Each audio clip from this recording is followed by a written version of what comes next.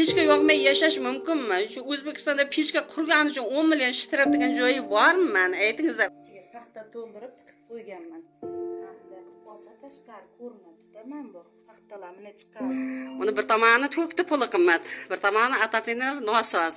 4 yosh, 2 yosh, mana beshikda alshilar chiqmagan chaqaloq. Endi non bermasin, osh bermasin, pul ham bermasin, faqat shu pechka qurishimizga indamasin, iltimos. Yordam qilingizlar shu masalada. Boquvchisi yo'q, nogironi bor. Ijtimoiy himoyaga muhtoj oilalar uchun uy qilib berilgan. Mana pilta mana istadi uyni. Siz ko'rayotgan bu derazalar ortida bugungi kunda 27 nafar voyaga yetmagan bolalar yashayapti. Nogiron bolasi borlar bor, jigar sirroz bo'lib o'qiganlar bor. Siz tasvirda ko'rayotganingiz bu binolar o'tgan asrning 50-yillarda qurilgan. 1950-yillarda. Ko'p yillar davomida yuqumli kasalliklar shifoxonasi bo'lgan.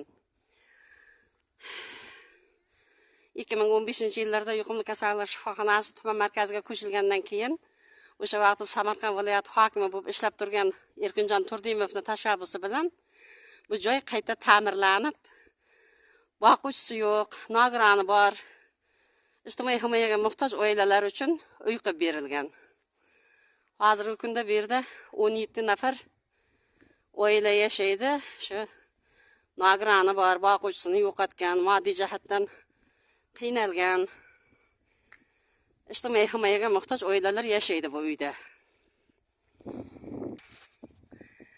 Siz ko'rayotgan bu derazalar ortida bugungi kunda 27 nafar voyaga yetmagan bolalar yashayapti. Bu uylarga isitish uchun elektr toki bilan ishlaydigan ataplina o'rnatilgan, lekin bu ataplinalar nosoz. Nosozligi sababli bu yerda yashaydigan oilalar birontasi bu ataplinalardan foydalanilmagan. Men bu yerga aholi ko'chib kelgandiga, men 2020-yilda ko'chib kelgan. Men shundan beri o'tgan vaqt davomida bu yerda yashovchi aholi qishki kuni ko'rpani ichida yotib, pechka yoqolmay, mana ataplina yo'q. To'k pechka mana istaydi, suvi o'chib qoladi. Qishi mana sovuqda qaltirab chiqyapti. Men ayniqsa yosh bolalarga juda qiyin bo'lyapti bu ahvolda yashash.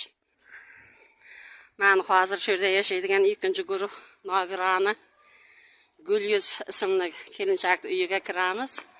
2 nafar yosh bolasi bor buni. Qani uyini ahvoli qanday ekan, hozir ko'ramiz.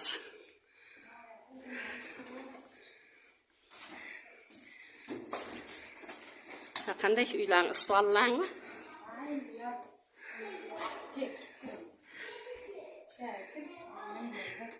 Mana bu Gulning o'g'ilchasi.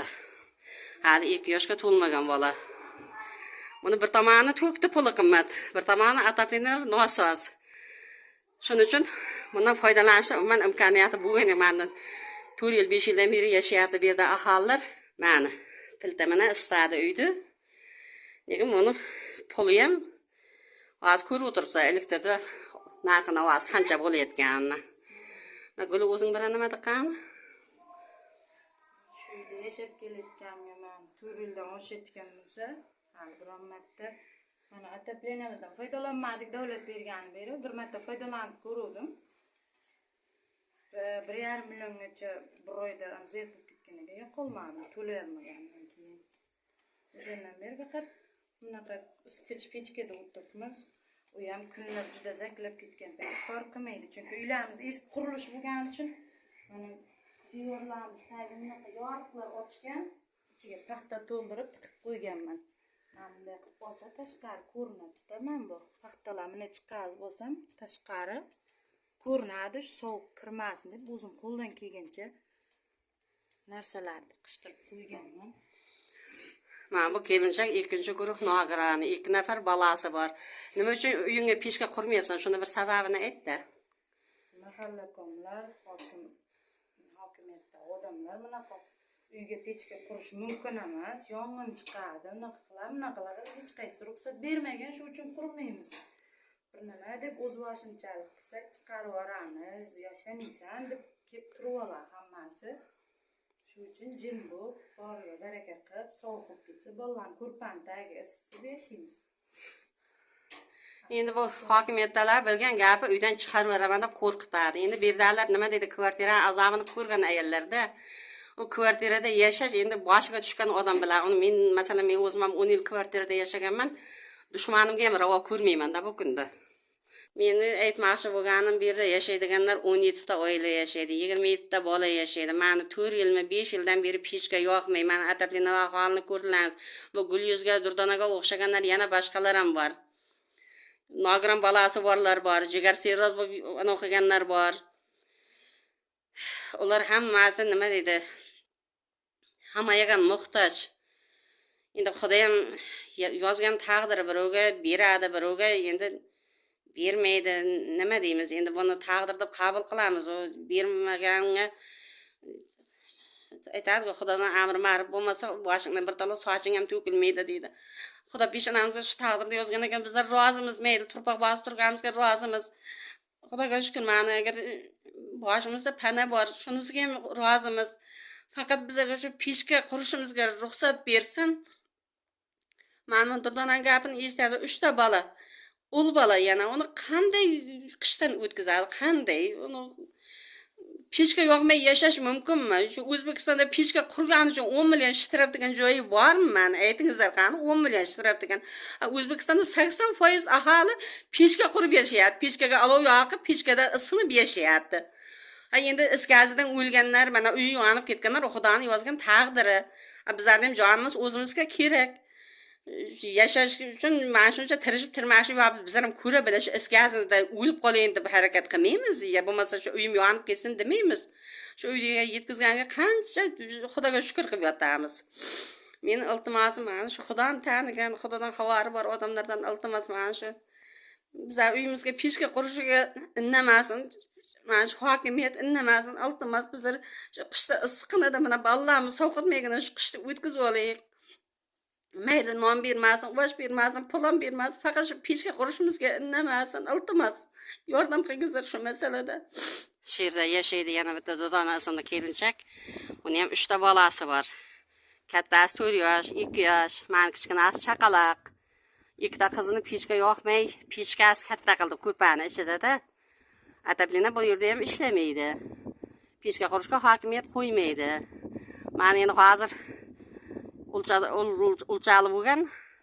Ulchasini hali 40 ham chiqqan yo'q. Endi bana o'g'il bola nozik bo'ladi shu sovuqda, shuning uchun pechka qo'ygan. Men 2 kun bo'lyapti, pajarnidan odam kelib, pechkani olib ketamiz, buzib tashlaymiz, buncha jarima qilamiz. Undaydi, mundaydi deb ko'p gapni qilib ketgan. Endi qo'rqib qaltirab o'tiribdi. Mana buni uyini sharoitini ham bir ko'ringizlar. Mana shu bitta xonani bergan. Mana. Bu ataplina umuman ishlatilmagan. Umuman bir ham marta ham ishlatilmagan bu ataplina. Chunki ishlamaydi, buzuq. Buzuq bu ataplina. 4 yosh, 2 yosh, mana 5 ta alshilar chiqmagan chaqaloq. Pajarnilar buni hisobga olmayapti. Pechkani qo'parib ketamiz, o'zingda 10 million jarima qilamiz deyapti. Endi nima deysiz? Ular ham o'zini o'ylayotgan, kimni meni mo'ljallab gapirayotgan. Men turdan o'zing gapirdi. Men suvdan salkam 7 million qarzi bor. 1 yildan beri suvni o'chib yotibdi uyda. To'layolmaydi. To'layolmaydi. Yo'q bo'lgandan qayerdan nimani to'laydi? O'zing gapir, nima uchun pechka qurmay anoqillaring? Pechka mumkin emas, hech kimga berga pechka qo'yilish deydi, mumkin emas deb dedi, nima qilgan? To'kdi yoq deydi. To'kdi qanday yoqamiz? O'zi biriga yetib, biriga yetmayapti. Xo'jayinim kasal. Endi og'rishga anasi yo'q. Manasi yo'q. Sar kasal bo'lgan xo'jayinimiz 3 marta bo'lgan. Og'rishda ishlanmaydi. Majbur endi ishlaydi bola chaqam uchun. Uni ham bolaga qaraymiz, boshqalarimiz hozir endi misol tasha olish ham hozir misol mablag'imiz yetarlimasda endi boshda olib qo'yganmiz. Ha endi shuni boricha itkizyapmiz. Kelib turib pechkani olib tashlayman, ertaga kelib buzib tashlayman deyapti. Pajarnilar aytdimi shu gapni? Ha. Bu pajarnilarga anodan hokimiyatdan Feruza Chinarova degan anovi bor, hokimning o'rinbosari bor, o'sha buyruq qilgan. O'tgan yili men ham pechka qurganimda kelib, men uyda bo'lmaganman. Pechkani buzib hovliga chiqarib tashlagan, ichki ishlardan, pajarnidan. Yana mahalla hokimiyat hamma joydan odam olib kelib, men yo'q bo'lganman uyda buzib pechkani chiqarib tashlagan. Men ertaga Durdonda ham pechkasini buzib chiqarib tashlaydi. Yana jarmiyam qilsa agar endi mana balalarga to'g'ib yediram bu.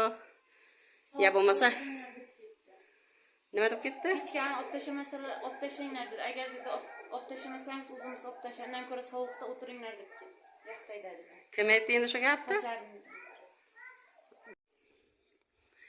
Bu yerda yashayotgan bolalarni bolaligi yo'q. Bular uchun bolalar maydonchasi qilish uchun pul ajratilgan. Lekin bu yerda ta'mirlash ishlarini olib borgan MCJ bu pullarni joyini solib yuborgan, o'zining manfaatiga ishlatib yuborgan. Mana endi bular loyda o'ynaydi, g'ishda o'ynaydi. Chunki o'ynayman desa joy yo'q-da, bog'chaga berishga uydagilarning ota-onasining puli yo'q. Endi mana shu sharoitda yashayapti.